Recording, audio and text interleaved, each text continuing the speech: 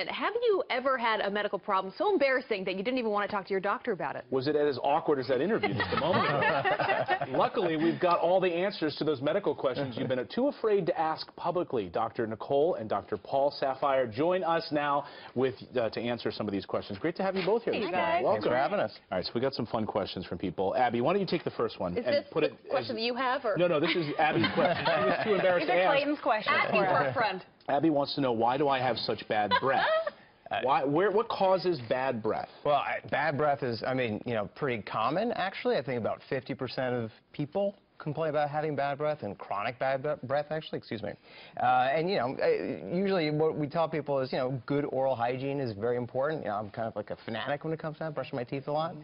We recommend brushing teeth and flossing at least twice a day. Certain kinds of food, onions, garlic, the obvious kind of things sort of, stand out. Nicole, why does Paul have bad breath? Actually, one of the most common causes of bad breath, aside from poor oral hygiene, is postnasal drip. So allergies, infections. My husband happens to have bad allergies, but that's why he brushes his teeth about 10 times a day. You should learn from that. His allergies have been terrible, and now I know why the breath has been so bad. All right, this one, I think a lot of people have this question. Why do I sweat so much? Okay, so excessive sweating, aside from the obvious being physically exerted or just physically hot, emotional stress is the most common cause for excessive sweating in adults. So anxious, nervousness, fear.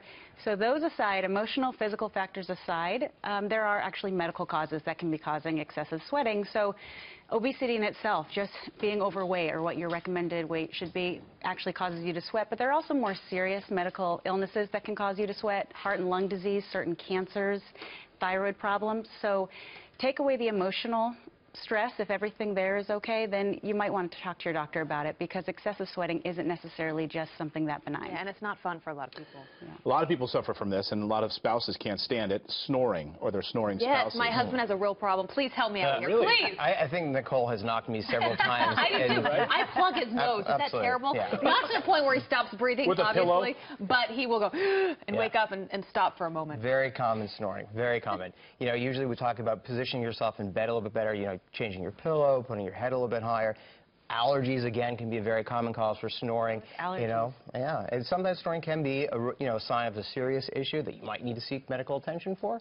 But oftentimes, the more common things being common, simple positional changes. So maybe put a pillow to prop and not him up. plugging. You actually want to open up the correct. passages. So plugging his nose is not the answer. No. Yeah. Now, Pete couldn't be in this segment, but he had this next question. How can I prevent losing my hair?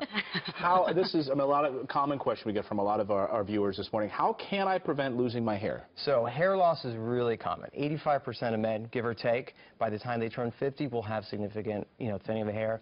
40% of women, have, by the time they turn 40, actually will have significant thinning of the hair. Dietary habits early on: lean proteins, fish, lean meats, leafy green vegetables, that sort of stuff.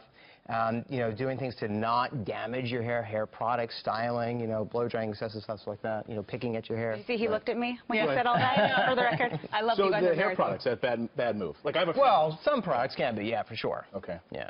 All right.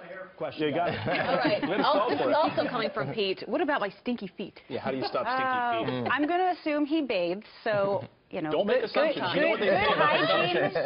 Good hygiene aside, there are lots of causes of stinky feet. Toe fungus, actually. A lot of people think they just have ugly toenails, but just subtle changes in your toes may mean that you do have a fungus. So what do you do about Treat fungus? any infections. They're over-the-counter things, but also a lot of times you need a prescription. Toe fungus is very difficult to get rid of. Keep your nails short, trim, get off the excess skin. If you want to get a pedicure, that's great. They'll do it for you. Apple cider vinegar. You can actually dab a little between your toes. That prevents the bacteria from growing. And if it's really bad, do an apple cider vinegar soak.